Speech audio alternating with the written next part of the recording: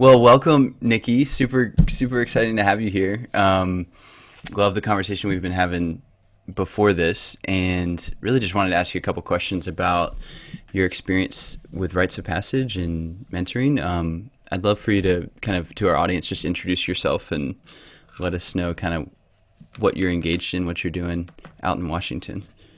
Yeah, thanks, brother. It's an honor to be here. So my name is Nicky Wilks. I am the co-founder and executive director at Journeymen Institute based in Washington State in the Pacific Northwest. And along with my co-pilot, good brother, Alex Craighead, we've been stewarding this community that we refer to just as Journeymen for, 4 years now. It's been about 4 years. And so at its core, Journeyman is evolving into a platform for young people to really share their gifts with the world. And that follows a sequence, of course, where we create experiences where young people get to glimpse their gift and be honored, oftentimes for the first time authentically, and begin to get closer to who they are as a person. And then I think our greatest gift and role as mentors and guides is to continue to tease out the genius in our young people. And so we do that through in-school mentoring groups, which I believe is very similar to what you all have going on as well. Essentially, it kind of follows the arc of the way of counsel, and we do this in schools and in some other community settings. We do camps, quests, and courses during the spring and summer. And so this is typically what are referred to as the Rites of Passage experiences. And in my humble opinion, it's probably the most fun part of our work, just being outside, getting connected to nature, getting in our bodies, playing games, challenging ourselves, all that good stuff. And we also do a fair amount of training programs for adults. So recognizing that, it takes a village, we put a lot of energy into creating training experiences for people who want to mentor, or folks who are really interested in human development work and are interested in potentially being a guide in the future. We also work with a lot of teachers and school districts now. And so folks who are working with youth and are recognizing that the traditional ways of teaching and learning are not necessarily always the most effective. And so a lot of emphasis is put on relationship building and aligning how we work with youth to be essentially in alignment with what we know about youth development, with a trauma lens, with a focus on the long term, thinking about what we're providing for young people so that they can flourish, not just now, but certainly as they transition into young adulthood and feel a sense of self at that stage. And also a lot of work around unpacking masculinity. So much, baggage attached to what we are conditioned to believe is normal for a man. And so rather than teach young guys how to be a man, I think we mostly unlearn together. We're sort of deconditioning ourselves and recognizing a lot of the programming that's put on us isn't necessarily in service to ourselves or society. And so we do a lot of unpacking of that, and we give a safe space for boys to question who they were told to be and how they are essentially put into a box that doesn't necessarily fit. That's what I'm up to mostly. Nice. Aside from that, I'm a father of three. I got a beautiful, lovely fiance, and we are in the process of building a home. And so a lot of my energy is just getting outside, getting on the land, and holding the vision for a home that will hold us into the next generation. Congrats on the engagement, by the way. Yeah. Thank you so Fairly much. recent. Yeah. Yeah. That's awesome, man. Yeah, thank you for what you're doing. And I like to think of you guys as like Journeyman West Coast. You're like Ah, not too far, and we're Journeyman East Coast, and just bringing it together. Helping the boys in this entire nation. And I'd love to hear a little bit more around what you see as kind of day to day, like with the boys in your program. Like, what are they struggling with? Like, what is it like to be a journeyman, or even just a teenage boy in today's world? yeah, lovely question. Right now we have the lens and experience of COVID. And so I'm finding that, sitting in our circles, and most of my influence these days is at the high school level. We do other ages and stages, but most of what I'm plugged into is our high school groups. And what I'm finding is that all of the typical like inquiry that boys and youth go through, naturally is like accelerated right now. So, adolescence is a time to question and to be uncertain about one's future. And I'll pull a quote from Michael Mead, who's a big teacher and mentor of mine. He actually also lives on Vashon, which is pretty sweet to have him local. But it's natural for youth to worry about their future. It's not natural for youth to worry about the future of their world. And so what we're realizing is young people now are actually sitting with the fact that they don't know if Earth, as they have come to know it, is going to be like it is when they grow old. They are being told that, climate change and COVID, all these things are actually causing them to question their very society. And that is something that no generation that, is currently living has ever really had to face. So I'm finding that like the general anxiety is accelerated, it's heightened. And there's a lot of our young guys who are sitting with like super deep existential questions, and they're like 16. And, actually after our last call on Wednesday, I was checking back in with one of our mentors, and both of us were kind of jaw dropped at how this time away is kind of providing a similar threshold time, almost like the liminal space in a Rites of Passage program, where they're just having to sit with all of this. Who am I? What is happening? What are my values? Because they're seeing so much crumble around them. And I think unfortunately, in a healthy rite of passage, a facilitated rite of passage program, there would be a container for them to return back to, something that's solid, a village to hold them with their questions and just affirm them that, hey, yeah, that was some crazy stuff, but you're going to be okay, and you're welcome here. And many of them don't feel like they have that place to go back to right now. It's kind of, they're just in this perpetual liminal space, and a whole lot of questioning without a lot of kind of security underneath it. So that's not to say it's all bad. Like I'm actually super inspired. A lot of our young folks are taking this time to like dial up their entrepreneurial aspects, and they're thinking of creative ways to make money and serve their community. And that's super awesome. I think adversity is a great time to find the parts of ourselves that know how to be resilient and get through it, and actually maybe get even better through the challenge. So there's quite a bit of hope and inspiration flowing through as well. That's awesome, man. Yeah, I'd love to just highlight this one piece. We had my good friend Ezekiel on a couple weeks ago, and he spoke about kind of his study into cosmology and this idea that humans are the species that of the earth that experience themselves. That we are kind of the eyes and the self-awareness of the earth in some ways, and it's not from a human-centric perspective, but it's this idea that our society is going through this, adolescent phase, and there's this initiation happening for culture as a whole. So just to put a pin in it, I'd love to see how the work that we do can be carried on in 5-10 years across industries, across culture, as we start to learn how to be human, how to be adults in this kind of younger society, if you will. Yeah, I love that. I have it's interesting to hear kind of your perspective, because you're expounding on like the viewpoint that I've more fell on the other side of the fence, where I'm perceiving like a stagnancy with the youth, where like at a point in their lives where they need to be differentiating, individuating, and like getting out of mom's house, they're like stuck on house arrest. And so having a sense of like how, I guess, being in this work, like for me, feeling like something's being lost in that sense. So it's interesting to hear that in your experience, you're seeing some of the kids almost like have an accelerated experience with like asking some of those questions and kind of getting deep and going inside. Yeah, thank you. And it's on both sides. So I think, the image that's coming to mind is like standing with like a foot on two islands, and those islands are separating apart.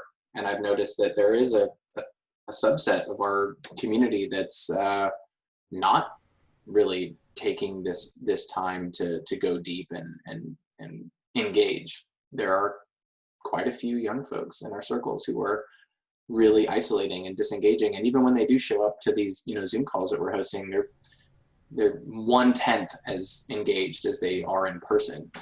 And it's really challenging as a guide and as a facilitator to not just track that, but to provide the same level of invitation that we can do in person.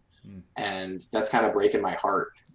We keep learning, by the prompts and the conversations about really traumatic stuff that's happening in the household. Grandparents are moving back in with their family and dying, and substance abuse and addiction is on the rise, especially as economic factors set in. People are losing their jobs. All these pressures are being added, and most families don't have great communication tools to really integrate these into productive conversations. And the young folks are just, basically holding that and not knowing what to do with that. And that's the truth, bro. I'm actually seeing that as well. And it's something that I don't have answers to, sadly. I think most of us are just sitting with the question of like, what can we do? And when are things going to shift back to a space where we can provide a little bit more direct support? Yeah. Yeah.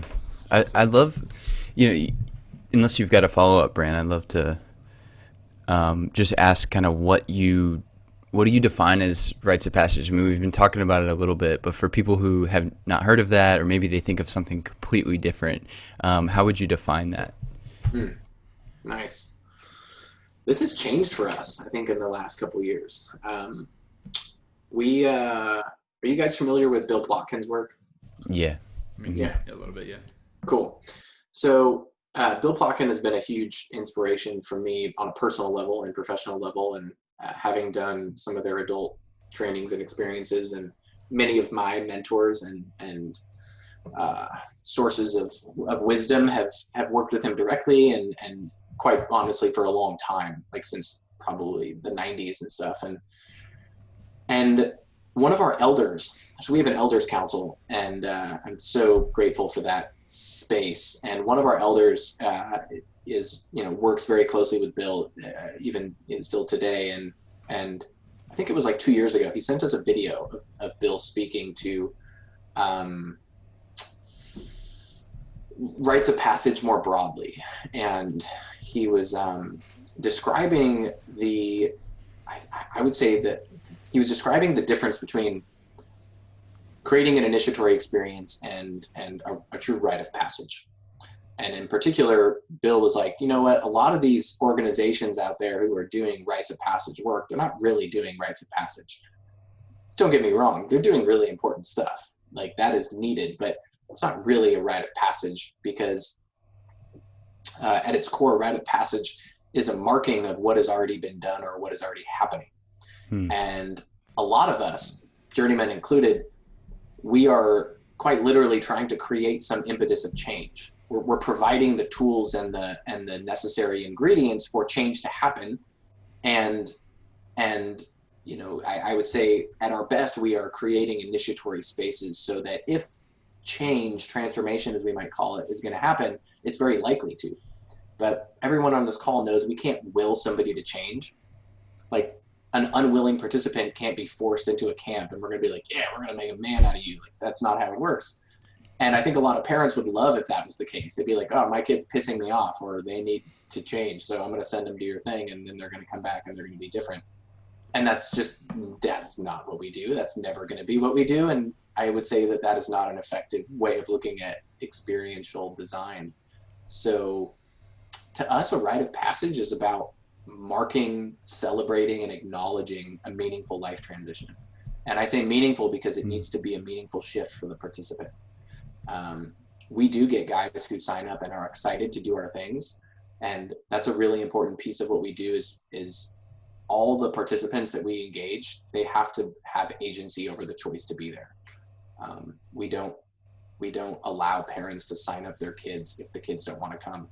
Sometimes they're a little reluctant, but through conversation and through our, usually day one is when we really focus on like engaging them in the whole thing and really get some buy-in. But everything that we do requires that they are in and they choose to be in. And from that point on, it really sets the tone for everything that we do. And within that construct of saying a rite is a ritual, right? It's a ritual act, a symbolic act that has some psycho-spiritual meaning to it. Oftentimes, the meaning of the rite of passage doesn't set in right away, but it leaves an imprint. And so at its core, a lot of the symbolism and a lot of the meaning, it might not show up until later in life, maybe a year, maybe 10 years, maybe a month.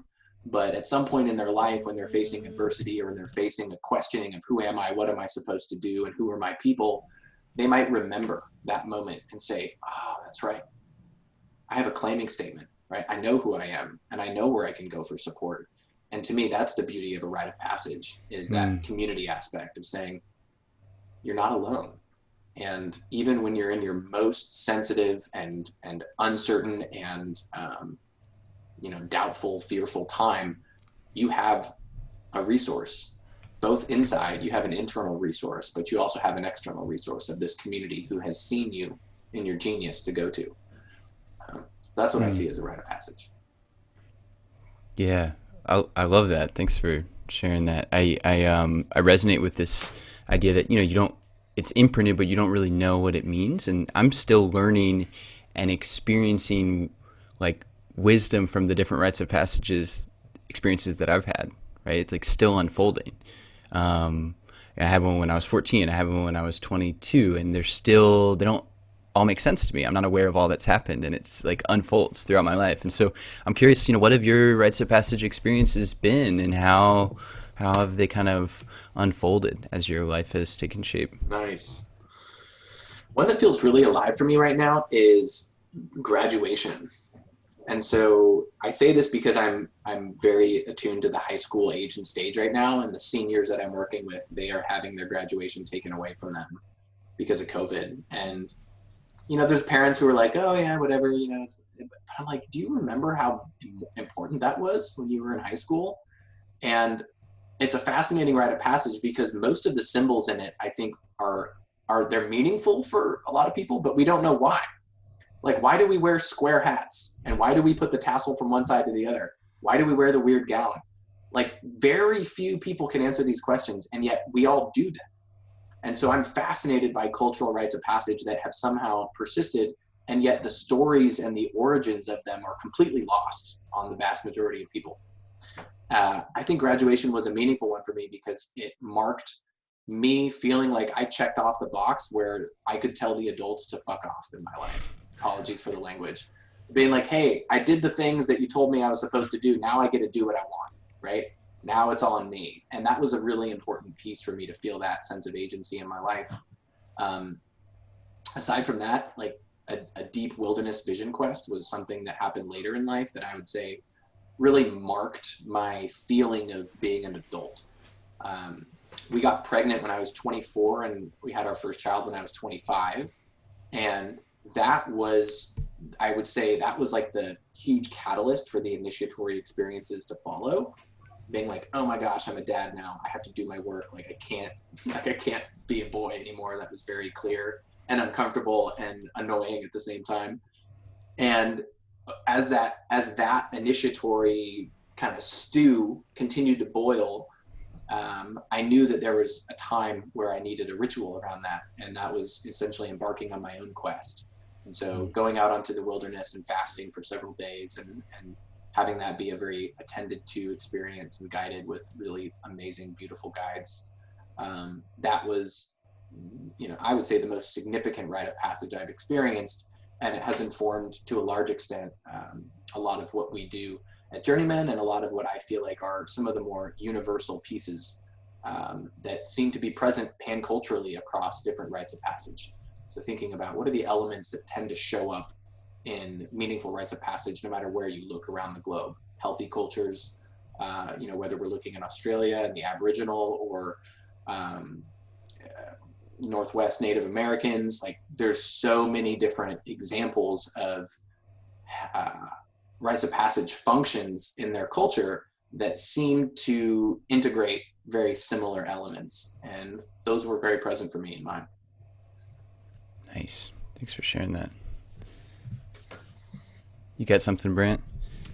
I mean, I connect with a lot of what you were saying. For me, I did 4 years as a wilderness therapy field instructor, and that was like when I would mark my transition from being a boy to starting to like, oh, you know what? I'm not a boy anymore. Like I think differently. I like carry myself differently. Like there's just something very different about how I feel now.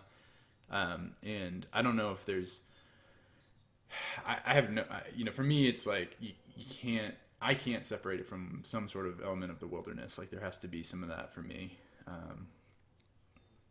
I don't know what, to me, any rite of passage work that I would do or design would have an element of wilderness in it, because that's just been woven into my experience of like being out there, where there's just this sense of vastness and wildness that you're like kind of confronted with. And it's such a container for that self-reflection. I don't know of anything else like it. So I mean that part specifically, and you speaking about the vision quest, for me it wasn't necessarily not eating, but it was like being out on these week-long trips every other week where I'm like with this intense population, taking on the responsibility of taking care of them, my staff team, and myself, and like getting us where we need to go, and like handling all of these things, and then finding those spots for like the meditations and the cracks. And that was where a lot of my own work unfolded. I love that question. Well, what I heard is a question in that, but it's like, what would a rite of passage be like without the nature element present? Yeah. I'm aware of groups, particularly urban focused youth development groups who do like really deep, meaningful rites of passage work, and they don't really have access to outer nature. And I'm fascinated by that. And I'm curious, because for me, it's so vital. I'm like, oh my gosh, like trying to replicate some of what we do without being in the great body of, the wild would be so hard. And on the flip side, like I find that some of the work that we do in schools, or when we're closer to civilization, it just requires so much more energy than if we get outside. I'm like, oh my gosh, I'm working so hard for boys to share on the prompt. They're just nah. And then we get outside and there's like birds, and they're just like wide open. Their senses are activated. They're in their bodies. They're alive. They're in their animal self, right? And we don't even have to try that hard. I'm like, as guides, we kind of just coast. We're like, all right, cool. I'm going to take care of safety and ask some good questions, but nature's going to do the rest. And my sense is that's kind of the way it's always been. I don't know that we had to work so hard back in the day when we could really just get out, go into the wilderness, and have a deep, meaningful experience and be tested. That's the other part of the rite of passage, is like, especially, considering what is male, like what is typically showing up in a male rite of passage, and looking at the history and the anthropology behind it. Oftentimes there is a test. There is some sort of adverse challenge that needs to be overcome. And without nature, like it really puts a lot on us to create that. And that isn't necessarily my favorite part. Like we can dial up challenge or dial it down to make it appropriate for folks in an experience, but there's something much more magical when nature provides the exact challenge that they need. And maybe that's like, oh, a giant rainstorm came on your solo night, or you're allergic to bees and there was a bunch of bees next to your, spot, or whatever it is. Like there's so many examples of just like, yeah, I couldn't create that even if I tried. That is exactly the lesson that you needed. And of course, mystery provided that. So really resonating with the nature piece. I think it also changes the dynamic drastically when you're both trying to hold a space and are like the boy is attributing the like hardship to you. There's a different like relationship involved there. And so something, when nature takes on that role and presents those things, it changes like the space you're able to hold in a lot of ways, I think. 100%. Yeah. It shifts the attitude for me, like from this, like, we're all in this together. Like, I don't have control over this. Like, this is just the experience, right? To like them looking at you and projecting this attitude of like, you're doing this to me. Like, why, why, and how that energy shifts really toward almost like the bad cop of the group. And that's hard. It's hard to do both. It's hard to hold that encouraging mentor space and also be seen as like the annoying authority figure who's making it hard. Right. Yeah. I know we're running short on time here, but I've got a question, kind of one last question I want to ask, and then maybe we can do a little checkout. Yeah. We're hoping to do check-in, check-out at the front end and back end of these things, but we forgot the check-in this time, so we'll at least get the checkout. So a quick little story about how I found Journeymen, how I found you guys.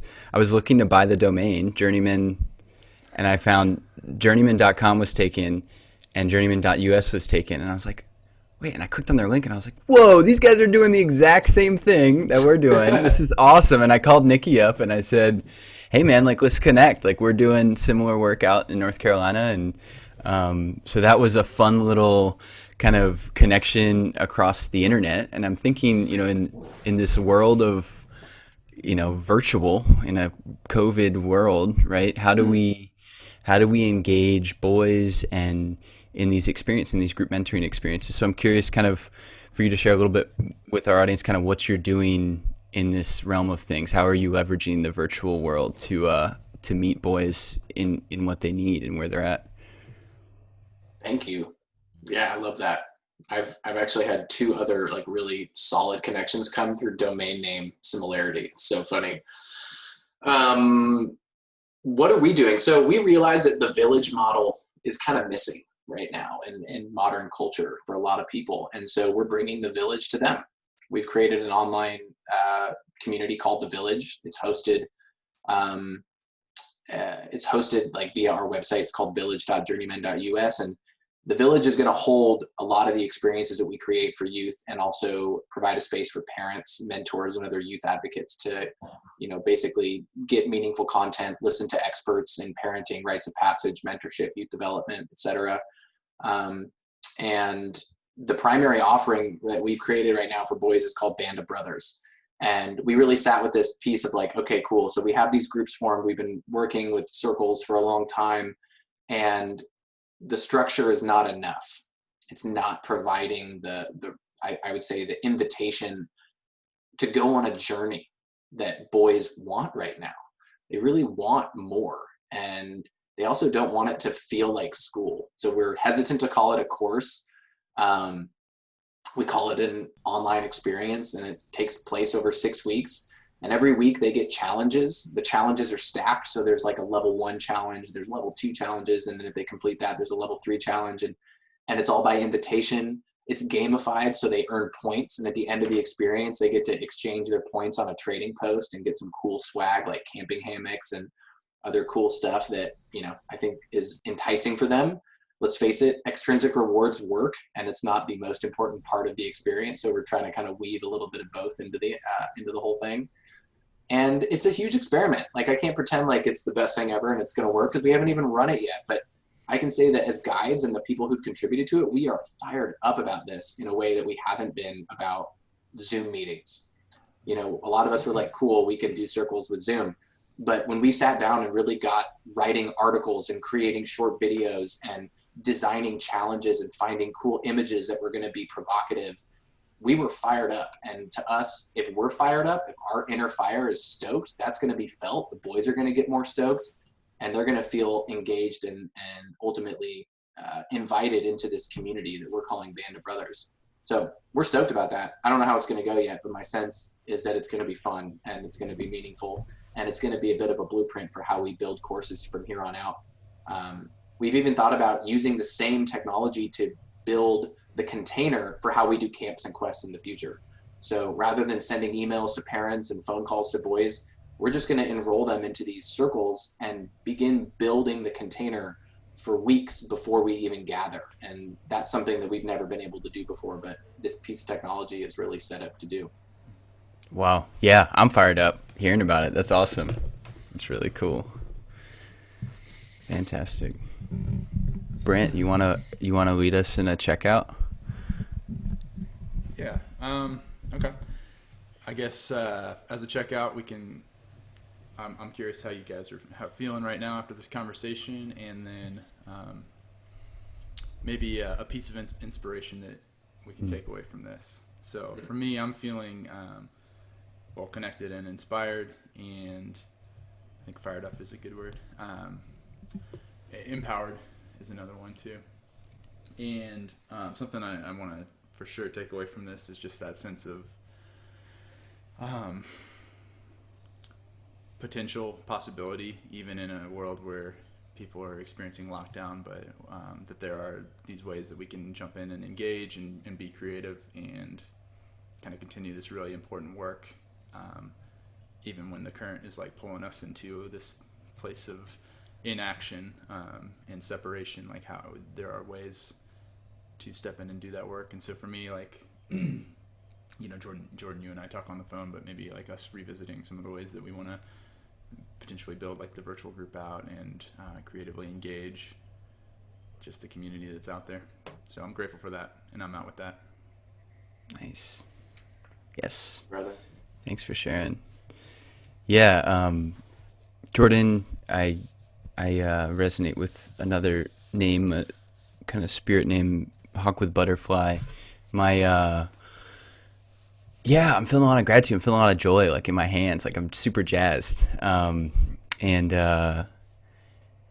Grateful for you men and the work that you do in the world, and that we can kind of weave it together. I'm inspired by the positives of how to use this virtual format. I feel like I've been inundated with the negatives, so I'm inspired by the positives and how to weave it into something that I already really care about, this mentoring work and this Rites of Passage work. So yeah, I'm full. I'm checking out full. Thank you, brother. Yeah. I'm Nicky. I'm checking out feeling grounded, feeling connected to my purpose, feeling grateful for the opportunity to just speak about my work and where my heart is directing me these days. So thank you. And yeah, a piece of inspiration I'm walking with is these words echo in our work all the time, but it's trust the process. And in the uncertainty, this is my mantra to myself. So I'm just talking to myself right now, trust the process. You know, nature has confusing ways of presenting things to humans. And for really hundreds of thousands of years, we have been tested with tremendous adversity and yet persisted. Each one of us alive right now carries the genes of resilient people who have faced, you know, really, really uncertain, scary, crazy times, and we've lived. And so just know it's literally in our bones. It is in our bones to make it through this in some way, and that, you know, the light at the end of the tunnel is bright. So I'm out. Love you guys. Really appreciating our time. Thank you so much, Nicky, for chatting with us. Hope to do it again soon. Good to meet you. Peace, brothers. Cheers. Be well. Peace. You too.